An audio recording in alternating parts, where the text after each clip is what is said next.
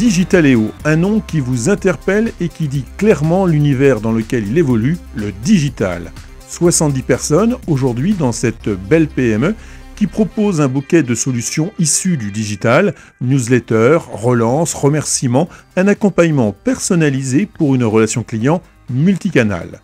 Digitaléo est présent aujourd'hui dans tous les secteurs de l'économie. On pense au prêt-à-porter, mais aussi à l'hôtellerie, la restauration, l'automobile. Le fondateur de Digitaléo est à nos côtés. Il nous reçoit dans ses bureaux. Jocelyn Denis, bonjour. Bonjour. Alors, on parle d'agilité des entreprises. Comment se traduit-elle en interne au sein de votre société ? L'agilité chez Digitaléo, c'est quelque chose qui est vraiment important. Et alors, c'est indispensable dans notre secteur d'activité parce qu'on est sur un secteur qui évolue très très régulièrement avec des nouveaux usages qui apparaissent chez le consommateur. Ça nécessite que les équipes soient agiles et acceptent le changement continu finalement. Donc, comment ça fonctionne chez nous ? C'est dans l'aménagement des locaux, par exemple, des villages. On mélange les métiers, donc ça permet de créer vraiment de l'échange continu entre les équipes. Donc par exemple autour du produit, on va avoir des développeurs informatiques et des chefs de produits et qui vont échanger en continu, qui sont regroupés physiquement ensemble alors qu'ils ne sont pas le même finalement périmètre métier.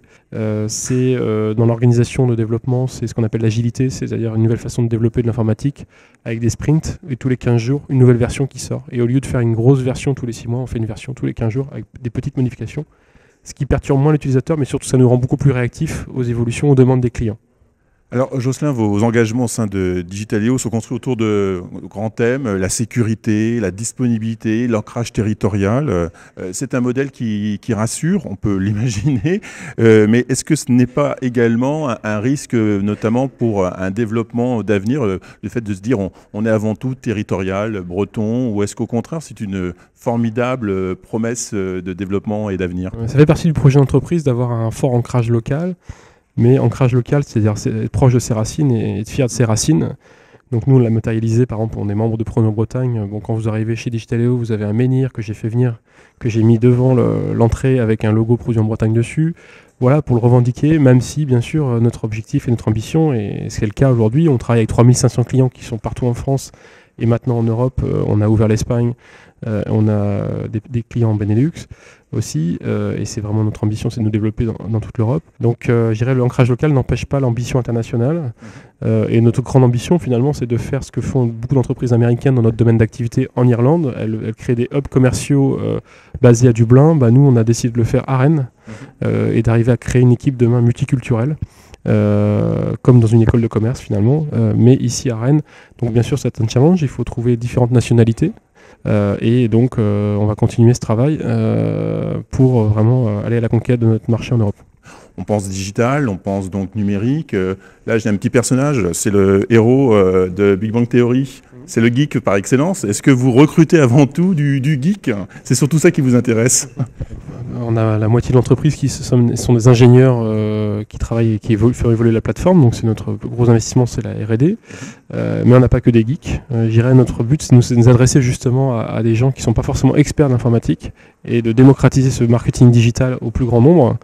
Donc nous, on travaille avant tout pour le monde du commerce. On leur apporte une solution qui leur permet de créer eux-mêmes leur marketing digital. Mais finalement, la technologie nous regarde nous. Il y a beaucoup de technologie derrière. Mais le but, c'est de la simplifier au maximum pour que finalement, ce soit transparent pour l'utilisateur et que ça lui apporte une vraie valeur ajoutée au quotidien dans sa vie de commerçant, d'enseigne, de distribution. Donc on a des geeks, mais ils sont avant tout en interne pour pouvoir développer la technologie, l'enrichir. Alors quand nous voyons la surmédiatisation des startups d'un côté et le boom de Google qui devient aujourd'hui le premier de la classe au sein du club GAFA, y a-t-il encore de la place pour les entreprises de taille moyenne comme vous, ou est-ce que vous êtes inexorablement obligés de passer dans le club des grands ? Bien sûr, on rêve tous de passer dans le club des grands, de rajouter une lettre GAFA un jour, mais bon, il faudrait rajouter un D, mais non, là c'est vraiment du rêve, mais parce que aux États-Unis c'est un autre monde avec beaucoup de financement, etc. Non, pour bien sûr être plus terre à terre, notre ambition elle est de devenir une très belle référence d'origine France et d'origine bretonne dans le domaine du logiciel et de la data. Ça, c'est notre ambition. Il y a une place à prendre. Je dirais les usages changent tellement, le consommateur change tellement qu'il y a de la place à prendre pour des sociétés justement qui vont plus vite ou plus agiles ou un peu plus spécialisées que ces grosses sociétés américaines. Donc c'est une très belle source d'inspiration et bien sûr à nous de le faire à la française. Mais il y a une place à prendre en Europe notamment. Vous serez là. Et on sera là, on compte bien jouer un rôle important, oui, tout à fait. Jossa Denis, merci.